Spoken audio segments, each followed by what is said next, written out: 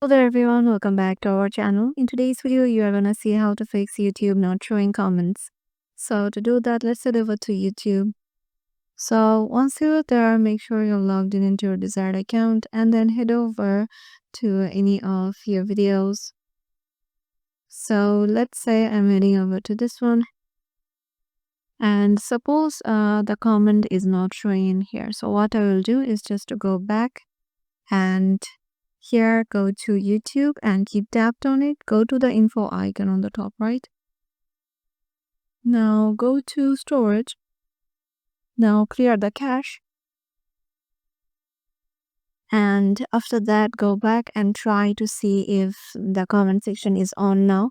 And if it's not, then just uninstall your YouTube and install it again. And if it doesn't work again, you can just go to Play Store, search for YouTube, and see if there is any update available. So if there is, then you'll find this you'll find the update option in the place of open. Then just tap on update and it will install automatically on your Android. So yeah, this is how you can fix the YouTube comment not showing problem. Hope this video will help you out. If you got any questions regarding this, make sure to comment down below and we will reach you out. Hope to see you in the next video.